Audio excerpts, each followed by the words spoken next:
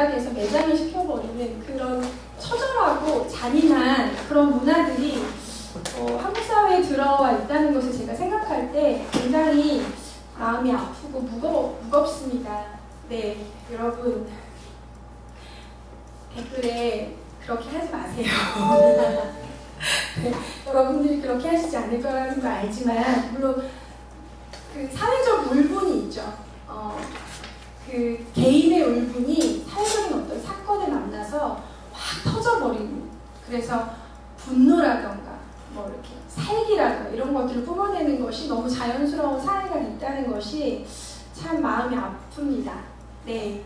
또 들려오는 소식들이 참 그래요. 네팔이 지진이 난 좀 됐잖아요. 그런데 아시겠지만 감염의 위험이 이제 전염병이 많이 돌고 있다고, 특별히 아이들이나 노약자들, 취약한, 면역이 취약한 계층들에게는 굉장히 위험이 있다고, 지진으로 죽는 것보다 사실은 그 이후에 이렇게 노지에서 생활하잖아요.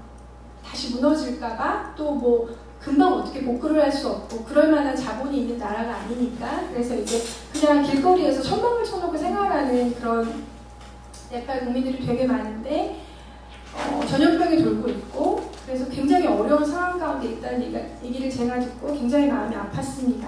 저희가 보내는 작은 물질이 그들에게 의약품으로, 구호품으로 사용되기를 바라고 기도하고 있습니다. 네, 오늘날의 절망에 처한 그런 상황들, 이야기들을 너무 만나요. 제가 이제 뭐 설교를 할 때 어떠한 상황들을, 어떠한 이 본문과 대치되는 어떠한 상황들을 이렇게 스크랩을 해야 되나 고민하는데, 이 상황은 스크랩하지 않은 너무 많아요. 모두가 다 절망과 낙심과 분노와 어두운 미래, 암울한 미래들을 다 얘기하고 있어서 네, 뭐 그 얘기만 한 시간 넘게 해도 되는데 저는 네, 그러고 싶지 않아요. 절망 가운데 있는, 소망이 없다고 말하는 시대 가운데 살고 있습니다. 네, 사르밧 과부도 그랬죠. 17절에 보니까 2일 후에, 그 기적을 경험한 후에 그 집주인 되는 여인의 아들이 병들어 증세가 심히 위중하다가 숨이 끊어진다. 굉장히 심플하게 병들어서 심히 위중해서 죽었다. 되게 간결하게 성경 기자가 기록하고 있어요. 너무 잠시 하나님의 은혜와 기적을 누리다가, 사실 사르밧 과부에게 아들은 전부죠. 네, 세월호 사건의 아들을 잃은 한 아버지가 자살했다는 얘기 들었어요. 너무 가슴이 아픈데, 특별히 배우자가 없는 아버지나 어머니에게 한 명의 자식은 자신의 삶의 전부예요. 자기 자신보다 더 소중한 존재인데 그가 너무 허망하게 죽어버립니다. 되게 간단하게 그냥 병이 들어서 심히 위중하다가 죽었다. 그러니까 아마 이것을 우리가 추측해 볼 수 있는 것은 단시간 안에 어떤 뭐 많은 과정이 있는 게 아니라 뭐 고치려고 이 일 저 일, 이 병원 저 병원, 이 의원 저 의원 갔다던가 뭐 무슨 방법을 취했다던가 그런 것이 없고, 굉장히 급하게 병이 들어서 확 아프다가 그냥 죽은 그런 사건이라고 우리가 유추해 볼 수 있습니다. 네, 그 과부가 망연자실을 했을 거라고 저는 생각합니다. 네, 그래서 그 과부가 이렇게 얘기해요. 엘리야에게. 엘리야가 그 집에 다락방이 있었잖아요. 엘리야에게 이렇게 얘기합니다. 하나님의 사람이여, 당신이 나와 더불어 무슨 상관이 있기로 내 죄를 생각나게 하고 또 내 아들을 죽게 하려고 내게 오셨나이까? 네, 과부가 병든 아들의 죽음을 자기 자신이 죄를 저지른 결과라고 생각합니다.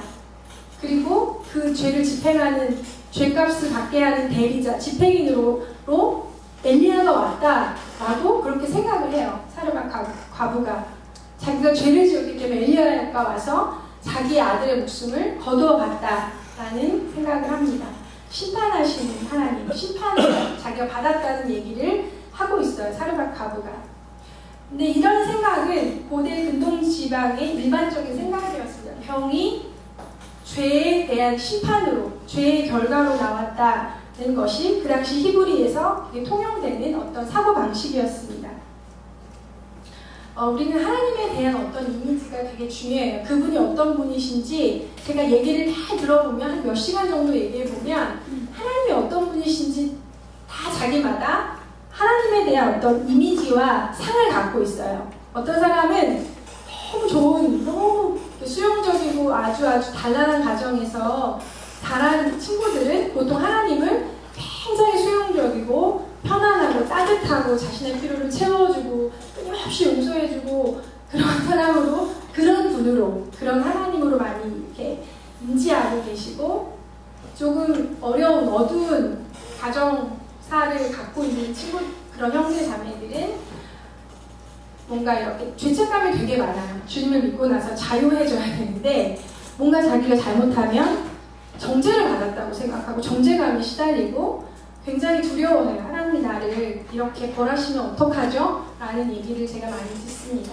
하나님에 대해서 어떤 이미지를 가지고 있는가 되게 중요한데, 하나님의 성품은 잘 알지 못하면 어떤 부분을 비정상적으로 크게 받아들이고 있으면 위기의 상황에서 굉장히 이상하게 반응해요. 그래서 제가 아는 아주 신실한 지체가 있어요. 너무 많이 기도하고 정말 저도 기도를 때때로 받아요. 네, 누구야? 막 그러는데 아주 가끔 만나지만 기도를 신뢰할 만해요. 그런데 위기가 닥치면 이렇게 달라져요. 위기가 닥치면 그 다크포스를 막 풍기면서 막 되게 힘들어져요.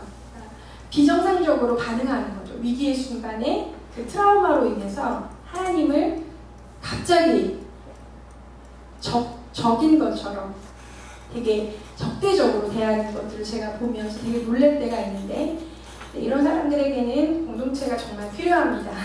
네, 그 사람이 표현에는 좀 날카롭고 날서 있는 말들로 물론 우리가 상처받을 수 있지만 그런 사람 좀 견뎌줘야 하고, 그런 사람들에게 보통 어떤 기반과 안정감이 없어서 그게 불안정하기 때문에 그렇게 하는 거거든요.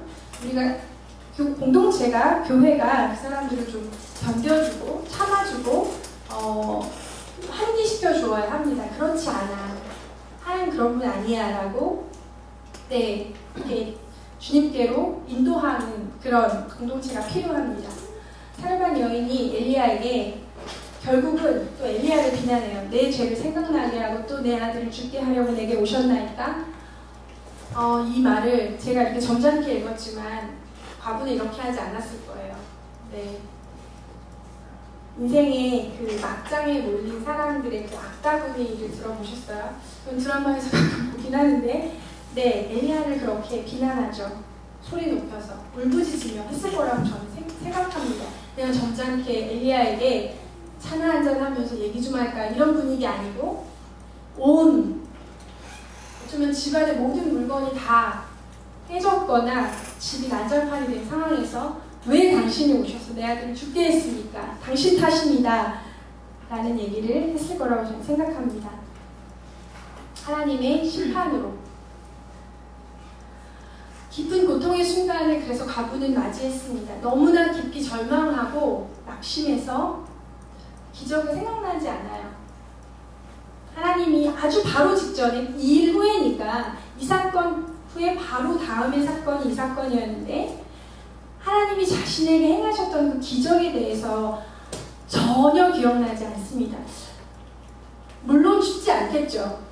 자기의 전 존재를 잃고 나서 그 전에 선하시게 인도하셨던 하나님, 그 전에 기적을 허락하셨던 그 하나님 생각하기란 쉽지 않아요. 그러나 분명한 것은 그가 하나님의 은혜를 경험했고 하나님의 기적을 경험했다는 것입니다. 그런데 너무나 갑작스러운 아들의 죽음 앞에 그는 완전히 넘어집니다. 왜 이런 일이 일어나는 걸까를 생각하다가 자신의 죄 때문에 라는 결론을 내리죠. 이해할 수 없습니다. 그리고 또 이렇게도 생각해 볼 수 있을 것 같아요. 좋았는데, 기적이 있었는데, 그런데 갑작스럽게 또 아들이 죽어나간 것, 이건 뭘까? 만약에 과부가 그 기적의 사건을 경험한 것을 기억했다고 해도 그는 너무 혼란스러웠을 거예요.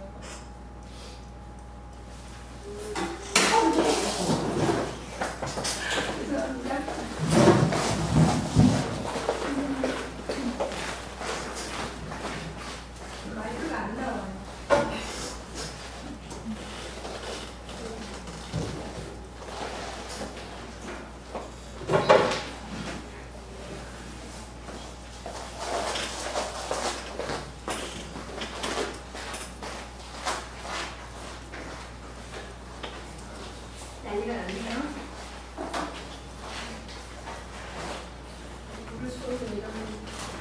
네. 깎으세요. 제가 그렇다고 기다리기 좀 어려울 것 같고요. 네, 과부는 그 기적을 생각했을지도 모릅니다. 너무 강력한 사건이기 때문에 잊어버리지 않았을 수도 있어요. 그런데 오히려 그래서 더 혼란에 빠집니다. 도대체 이건 뭐지? 엘리야가 와서 자신의 삶에 볕이 드는가 했는데 갑자기 이해할 수 없는 이 아들의 죽음을 도저히 해석을 할 수가 없습니다. 우리의 삶에도 이런 일들을 만날 때가 있죠. 도저히 해석할 수 없는 어떤 일. 네, 죄송합니다. 제가 무기를 느꼈군요. 네, 도저히 해석할 수 없는 일. 은혜인가 싶었는데 너무나 갑작스러운 재앙, 너무나 갑작스러운 충격적인 사건을 우리는 부딪힐 때가 있습니다. 사랑하는 사람과의 이별, 내지는 죽음, 가족들을 사랑하는 가족의 죽음, 부모님의 죽음, 혹은 극심한 재정적 고통이나 갑작스러운 어떤 사고, 이런 것들을 갑작스럽게 당할 수 있습니다. 그럴 때 우리는 이렇게 반응할 수 있죠. 내가 뭐 잘못을 했나? 하나님 나를 심판하시는가? 우리 가정의 어떤 죄 때문일까? 이렇게 생각할 수 있죠. 네. 그리고 결국에는 이렇게도 생각을 하더라고요. 하나님 정말 살아계신가? 하나님 정말 계시는 건가? 하나님 선하시고 정말 공평하신 것이 맞는가? 어떻게 해석할 수 없는 상황에서 우리는 그런 생각을 하게 됩니다. 네. 그런데 예수님이 예전에 그 날 때부터 눈먼 아이를 바라보시면서 바리새인들이 물어요. 옆에 사람들이 묻습니다. 고대 운동은 그런 사고방식이라고 했죠. 누가 아프거나 질병이 죄에 대한 징벌이라고 생각하는 그런 문화 속에서 사람들이 묻습니다. 날 때부터 맹인이 된 어떤 한 아이를 보고 쟤는 누구 죄 때문입니까? 라고 묻습니다. 그런데 예수님이 이렇게 대답하세요. 예수께서 대답하시되 이 사람이나 부모의 죄로 인한 것이 아니라 그에게서 하나님이 하시는 일을 나타내고자 하시니라.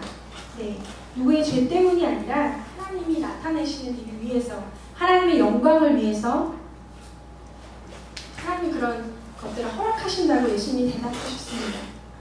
네, 그런 혼돈의 시기를 겪고 있는 사람들이 있죠. 네, 또 지나오셨죠. 제가 몇몇 분들의 그 극심한 혼돈의 시기를, 혼란의 시기를 기억합니다. 네, 하나님 살아계셔. 뭐 화를 내고 막 짜증을 내고 하나님 사랑해, 하나님 너무 사랑하셔. 그래서 뭐 이렇게 싸울 듯한 기세로 건들지 마, 아무도 말 시키지 마, 이런 다크포스를 풍기며 가끔 나타나면서 네, 그런 혼란과 혼돈의 시기를, 이해할 수 없는 시기를 보냈던, 네, 고맙습니다. 네, 고맙습니다. 네, 제가 몇몇 분들을 알고 있습니다. 저 역시도 그런 시간을 좀 보냈었죠. 네, 절망의 시대에서 과부는 굉장히 강력한 절망을 맞닥뜨리게 됩니다. 그런데 사르밧 과부에게 엘리야가 있었습니다. 네, 사르밧 과부가 그냥 있었다면 평생을 하나님을 원망하면서 아들의 죽음을 고통스러워하면서 남은 인생을 살았을 텐데 그에게는 하나님의 사람 엘리야가 있었습니다. 그 시대 자체가 워낙 강력한 어둠의 시대였죠. 아합이라는 왕이 다스렸던, 하나님의 공의가 거의 드러나지 않았던 시대. 바알과 아세라 선지자들이 막 판을 치고 성전에서 매춘행위가 일어나고 하나님의 사람들을 찾아보기가 너무 희귀한, 하나님의 말씀이 너무 희귀했다고 나오죠. 그 시대 절망의 시대에 하나님은 엘리야와 같은 사람이 필요하셨던 것 같아요. 모두가 절망을 얘기하고 소망이 없다고 얘기할 때 참 다행스럽게도 사르밧 과부에게는 엘리야라는 하나님의 강력한 사람이 있었습니다. 비범한 믿음의 사람, 그냥 평범한 믿음의 사람이 아니고요. 믿음의 사람. 왜 그런 믿음이 이 시대에 필요했냐면 그만큼 시대의 어둠이 너무나 강력했기 때문이에요. 그 어둠을 뚫고 주님께 나아갈 수 있는 비범한 믿음의 사람을 주님이 필요로 하셨던 것입니다. 이 시대에도 저는 마찬가지라고 생각해요. 이 시대에도 제가 지난주인가요? 지난주에 홍대에서 세월호 사건 이후에 정말 그 세월호 사건이 엄청난 것 같아요. 제가 그 세월호 사건으로 직접적으로 간접적으로 굉장히 고통하는 형제자매들 너무 많이 만나는데 한 자매가 예배를 드리러 왔어요. 친구와 함께. 근데 저는 처음에는 믿지 않는 자매인 줄 알았어요. 완전히 노란 머리로 염색을 하고 다리를 이렇게 앞자리에 꼬고 앉아서 눈빛이 얼마나 이글거리는지 한 20대 중반에서 후반 정도 되고 있는 자매였는데 너무 심하게 앞 세션과 김홍빈 목사를 째려보는 거예요. 막 분노로 이글거리는 눈빛으로. 그래서 저는 불신자이거나 뭐 초신자이거나 그런 줄 알았는데 나중에 제가 같이 잠깐이라도 상담하고 같이 기도하는 시간을 가졌는데 그 자매는 모태신앙이었어요. 모태신앙이었는데 세월호 사건 이후에 이 세상이 돌아가는 것과 정부와 심지어 교회도 너무 화가 나고 믿을 수 없어서 제가 모든 것들을 끊었대요. 교회 나가는 것도 끊고 이제 주로 이제 그거 하러 가는 거죠. 추모하러 가고 또 이제 항의하러 가고 항의 집회 같은 거 많이 참석하러 다녔대요. 그 자매가 그래서 믿음을 어떤 부분 그 해결되지 않는 해석할 수 없는 도대체 뭐죠? 이 사건은 어떻게 제가 해석하는 거 고민했겠죠. 그러다가 믿음을 버리는 쪽을 택했다는 거죠. 그래서 자기는 당분간 될지 영원일지 모르겠는데 앞으로 교회를 나오고 싶지 않다고. 근데 친한 친구가 오늘만 가자 그래서 나왔는데 근데 제가 기도해 줬어요.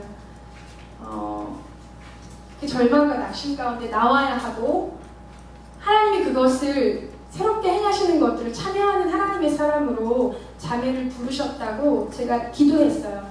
네. 그러고 나서 어떻게 지내는지 잘 모르겠는데 어둠의 시대에는 그 어둠을 뚫고 넘어설 수 있는 강력하고 비범한 믿음의 사람이 필요합니다. 믿음의 사람은 전염시켜요. 그의 믿음을 절망의 사람들에게.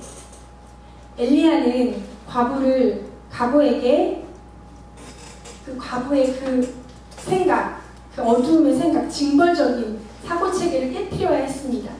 그리고 그 절망적 상황과 극심한 고통과 슬픔의 흐름들을 엘리야는 바꾸어야 했어요. 그래서 19절에 같이 읽어볼까요? 19절에 시작. 엘리야가 그에게 그의 아들을 달라하여 그의 품에서 받아왔고 자기가 거처하는 다락에 올라가서 자기 침상에 누이고. 네, 과부를 떠나서 그 현장에서 하지 않고 깊이 절망하고 낙심한 과부를 떠나서 그의 아들을 달라하여서 여인의 품에서 받아서 자기가 거처하는 다락방으로 올라가 자기의 침상에 누입니다. 하나님께 집중해서 기도하기를 엘리야가 원했던 것 같아요. 극심한 절망 가운데 있는 사람은 기도할 수 없어요. 어떤 소망이 있다고 믿지 않기 때문에 그 사람은 기도하지 않습니다. 끝이야 이게 그냥. 그냥 이 세상, 이 망할 세상 거기까지가 끝인데 그런 상태로는 하나님을 신뢰할 수 없고 하나님이 선을 이루시고 공의롭게 통치하신다는 사실을 믿을 수 없습니다. 절망은 기도를 막습니다. 현실의 암울한 상황에 몰두되어 있는 사람에게는 그 현실의 암울한 상황이 영원할 것 같은 속임을 당해요. 그래, 이렇게 죽다 끝나는 거야, 이렇게. 그래서 대한민국에 소망을 주지 않는 사람들은 이민을 가고 싶어 한다는 그 북유럽이 사회부장제도가 잘 되어 있잖아요. 더 이상 이제 끝났어. 대한민국은 끝났어. 아무런 소망이 없어. 라고 단정을 짓고 그냥 절망을 현실로 받아들이는 거죠. 근데 그것은 속임수입니다. 하나님의 관점으로 세상을 바라보지 못한 것입니다. 낙심과 절망의 무게에 짓눌려버린 거죠.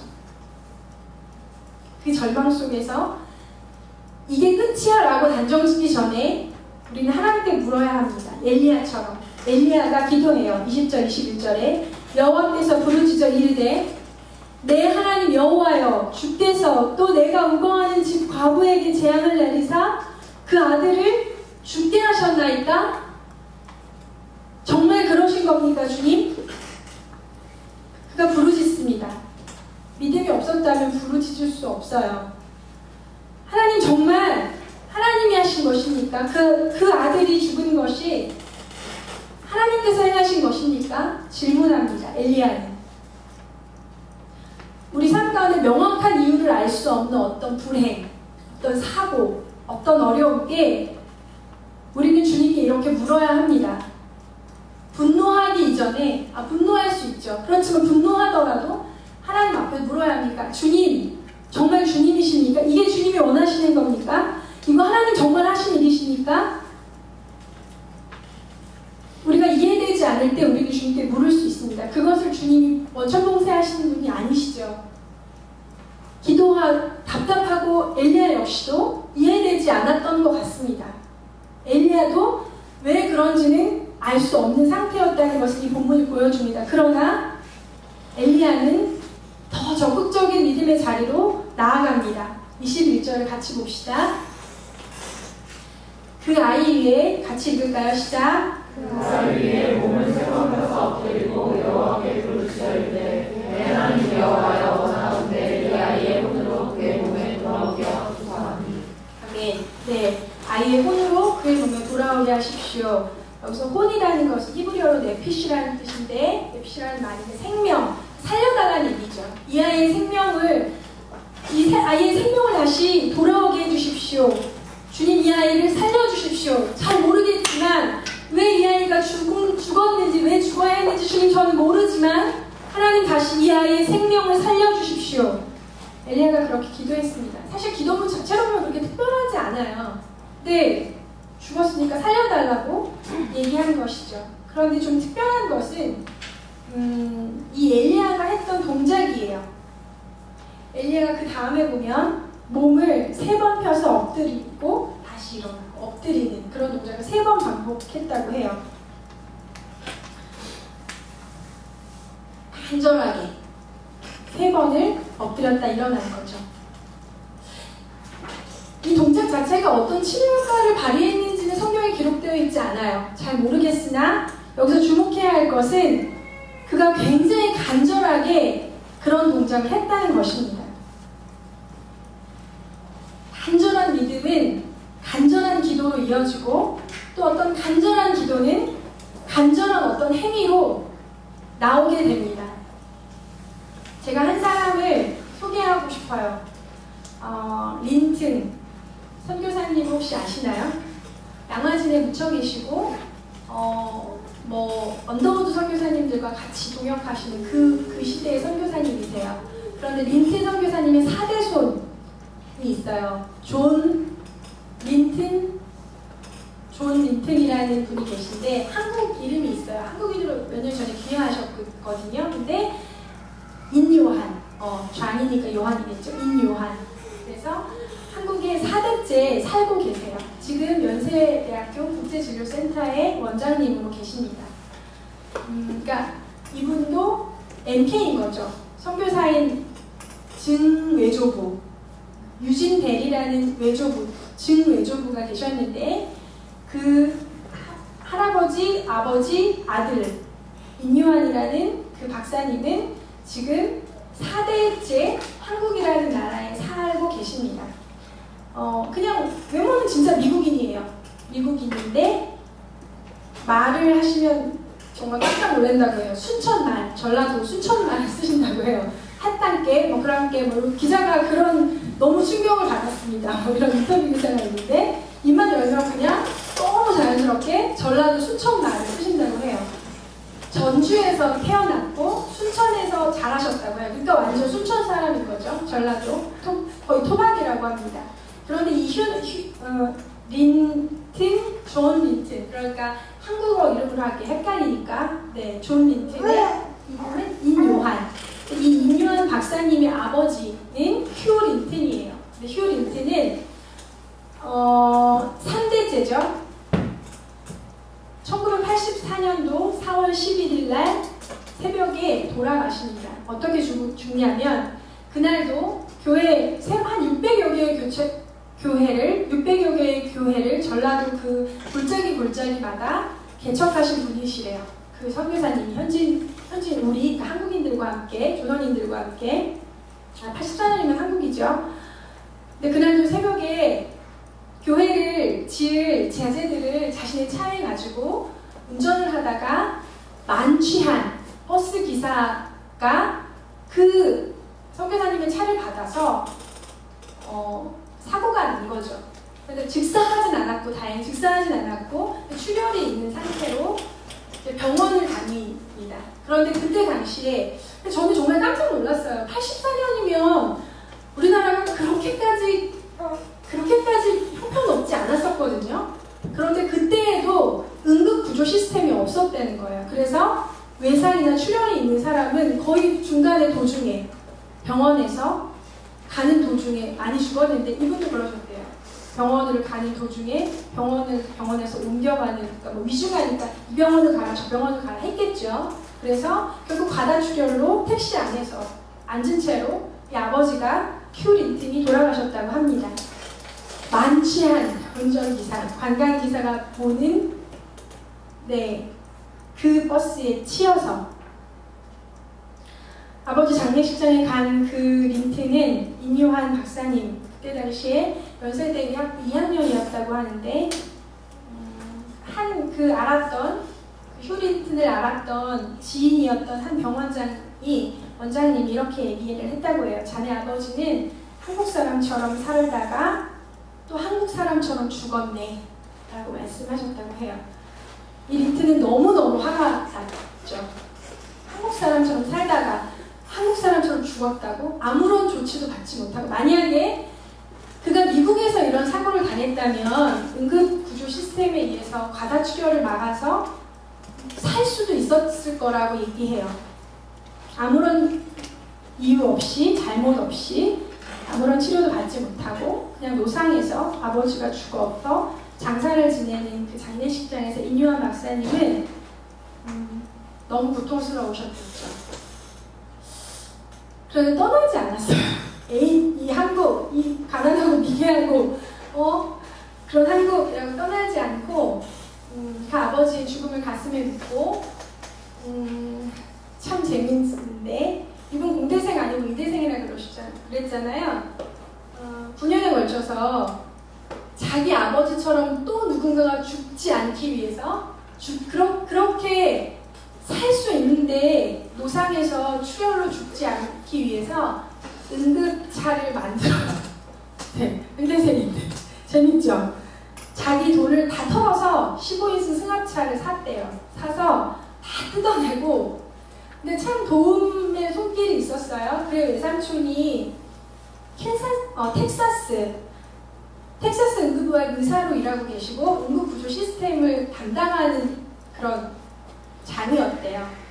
그래서 그에게 응급차를 보여달라고 하고 그 응급차를 막 스케치를 하고 막 사진을 찍고 이래서 그것대로 다 춘천 그 뒷마당에서 좌석들을 다 뜯어내고 15인승 그 고물승합차를 다 뜯어내고 침상을 놓고 의료기기를 배치하고 삼촌한테 전화하고 그렇게 9년간 승합차를 응급차로 개조하는 일들을 했다고 해요. 그것을 춘천 소방서장이 와서 보게 됐고 이 소식이 세상에 알려지면서 그때 당시 아세아 자동차가 있었죠. 이 아세아 자동차가 지금은 망했나요? 다른 회사가 됐나요? 모르겠는데 아세아 자동차가 그 소식을 듣고 응급차를 대량 생산하기로 제안을 합니다. 그 박사님, 인요한 박사님에게. 이것이 한국 최초의 구급차였고 또 그 텍사스 외삼촌의 응급구조대원들을 초청해서 교육을 받아요. 한국의 응급 인력을 양성하기 위해서. 그래서 한국 최초의 응급구조 인력과 응급차, 최초의 구급차가 이렇게 탄생을 합니다. 참 대단한 헌신이죠. 조선이라는 작은 나라의 구한말에 어떤 한 선교사님이 오셨고 4대에 걸쳐 한국을 위해서 일하고 계시고 지금도 유진배 재단이 있어요. 그의 외증조부 할아버지가 건립하신 결핵퇴치와 교육사업과 뭐 이런 것들을 하셨을 텐데 지금도 유진배 재단이 운영되고 있고 결핵사업이나 뭐 교육사업에 굉장히 지금도 계속 한국이라는 이 나라를 섬겨주고 계세요. 그런데 평생을 바쳐서 사랑하고 헌신했던 이 나라에서 그것도 정말 어이없이, 전 정말 인간적인 입장에서 보면 너무 어이가 없는 것 같아요. 만취한. 그때 어떻게 관광버스를 만취한 상태로 몰 수 있었을까요? 네, 그때는 지금처럼 이런 인식이 보편화되지 않았던 것 같아요. 운전할 때 어떤 음주라던가 이런 것이 살인행위와 같다는 것에 대한 인식이 그렇게 크게 공유되지 않아서 이런 일들이 왕왕 있었다고 해요. 참 의식이 아직 이렇게 의식 수준이 높지 않았던 거죠. 84년도였는데도. 네, 그런데 그렇게 치료 한번 받아보지 못하고 살 수도 있었음에도 불구하고 적당한 응급치료를 받았다면 죽지 않았을 아버지를 보면서 하나님은, 린트는 하나님을 원망하는 것을 선택하지 않고, 물론 뭐 그 과정 중에 할 수 있죠. 그러나 다른 사람들의 생명을 구하는 것을 선택합니다. 하나님 내게 해준 게 뭡니까? 되게 고생을 많이 했대요. 진짜 선교사의 자녀로 순천에서 땅 파먹고 뭐 이러면서 어느 시절에 진짜 그냥 그때 당시에 미국 애들이 누릴 수 있는 어떤 그런 문화적인, 의료적인 시스템이나 그런 환경적인 좋은 것들을 누리지 못하고 되게 한국식으로 자랐대요. 그래서 아버지한테도 어떻게 어린 시절을 보내셨습니까? 그러면 아버지한테 뭐 맞았습니다. 한국 아이처럼 맞았습니다. 뭐 이렇게 막 그랬대요. 이놈이 이러면서 자기를 때리셨다고. 그래서 저는 처음에 자기가 일신 줄 알았다고 이런 농담을 하더래요. 그 윤여한 박사님이. 정말 한국인처럼 자라고 또 그 아버지는 한국인처럼 죽었던 거죠. 그런데 하나님 내게 왜 이러신 겁니까? 왜 아버지를 이렇게 3대에 걸쳐서 헌신하는 이 가문을 왜 이렇게 비참하게 내 아버지를 죽게 하셨습니까? 라고 원망하면서 글은 끝나지 않았다는 거죠. 그 덕분으로 우리도 응급차를 타죠. 네, 응급차 타보셨죠? 저 지난번에 한번 말벌에 되게 심하게 쏘이고 응급차를 타고 병원에 간 적이 있는데 그 순간에 생각이 났어요. 이 나라에 처음으로 응급차를, 생명을, 위급한 상황에 생명을 구하는 것을 고민한 분이 임요한 박사님이셨구나, 존 리튼이었구나. 참 되게 감회가 새로웠어요. 그는 한국이라는 나라에 절망하지 않고 한국을 돕고 더 좋은 나라가 되도록 돕는 사람이 되기를 선택했습니다. 그래서 수많은 사람들이 이걸 추천할 수 없지만 물론 그분 이외에 진짜 전문가들이 개조하고 더 좋은 업그레이드 시켰겠죠, 구급차를. 그런데 맨 처음에 그런 생각을 한 분이 존 리튼 박사님이라는 것을 부인할 수 없습니다. 그는 절망을 택하지 않았고 소망을 믿었고 그 결과 수많은 사람들이 생명을 얻었겠죠. 노상에서 죽지 않고 과다출혈로 죽지 않고. 저는 이것을 세상을 변화시킨 거라고 평가할 수 있다고 봅니다. 세상이 변화될 거죠.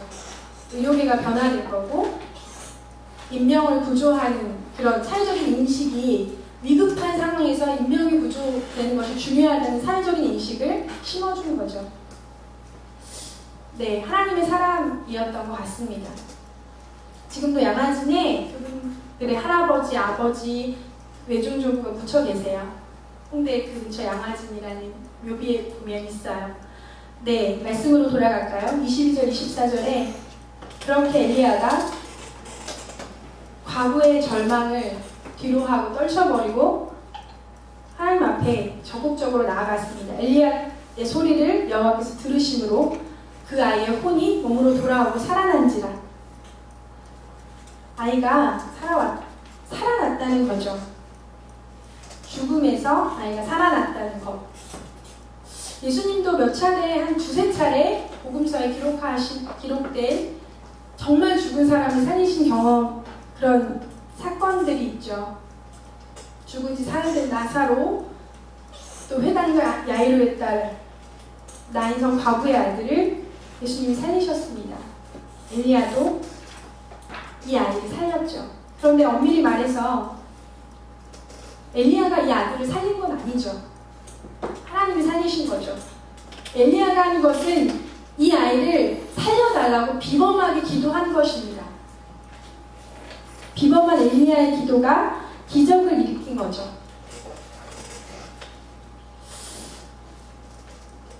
비범한 기도가 필요합니다. 아, 소망 없는 대한민국. 절망하지 않고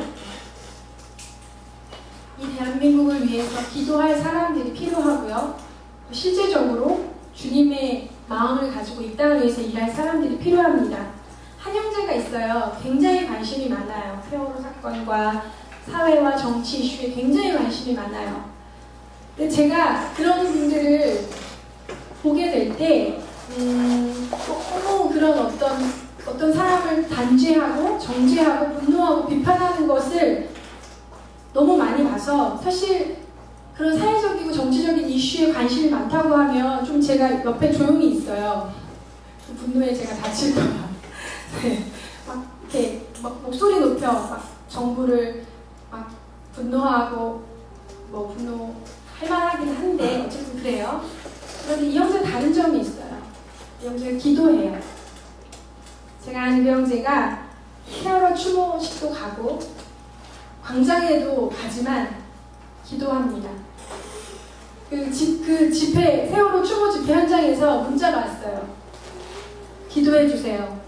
여기 너무 분위기가 험악합니다. 그러니까 막 경찰과 유가족들과 시민들과 대치 상태에 있어서 막 쏘고 막 대포 쏘고 막 그 뭐죠? 그 매운 그거 있잖아요. 네, 캡사이신을 막 경찰이 막 발포하고, 그러니까 막 선한 군중들은 막 몸싸움으로 유혈 사태로 가려고 하는 그 현장에 그 형제가 있었던 거예요. 중보자로 있었어요. 그 형제가. 기도해 주세요. 지금 유혈 사태가 일어나는 직전이에요. 하나님의 은혜와 자비가 이곳 가운데 있기를, 하나님 나라의 통치와 공의가 그 나라에 회복되기를 위해서 기도합시다. 저도 기도해요. 저를 또 보호해 주시길 기도해 주세요. 기도하는 형제였어요. 참 기쁨이 있었어요. 그 형제를 제가 바라보면서, 그래 멋지다. 너 계속 가라. 추모 집회도 가고, 네, 진상규명도 가고 기도해라. 하나님의 사람으로 기도하고, 사람은 안 좋은 일이 생길 때 사람의 이 완악한 본성 중에 하나가 누구를 단죄하고 싶어해요. 너 때문이야를 하고 싶어하죠. 세월호도 결국 너 때문이야, 뭐 유병원 때문이야. 물론 그렇죠. 누구 때문이야? 라고 마녀 재판을 해서 화형에 처하는, 그래야 직성이 풀리는, 그래도 직성이 안 풀리고 또 누군가를 찾아서 단죄를 하고 싶은 사람들 안에 우리의 그 왜곡되어 있는, 우리의 부패되어 있는 본성 중에 참 잔인한 본성이 있죠. 우리에게 필요한 것은 분노가 아니고 정죄가 아니고 마녀 재판이 아니고 사냥이 아닙니다. 절망도 아니죠. 이 나라를 떠나버리는 것도 아니고, 하나님께서 이 나라를 다스리시고 변화시킬 수 있다는 것을 믿는 비범한 기도의 사람들이 필요합니다. 그래서 엘리야의 기도로 인해서 이 아이가 살아났고, 이 여인이 이렇게 얘기합니다. 저는 이 대사가 너무 좋아요. 24절에 같이 볼까요? 24절을 같이 읽어봅시다. 시작. 여인이 엘리야에게 이르되 내가 이제야 당신이 하나님의 사람이시요 당신에게 있는 여호와의 말씀이 진실한 줄 알아. 아멘. 이제야 엘리야를 보고 그렇게 강력한 기적을 경험했음에도 불구하고 반신반의했던 것 같아요. 하나님의 사람인가? 무슨 협작꾼인가? 나한테 떡을 먼저 다 가져오라고 했던 이 사람 무슨 사람인가? 반신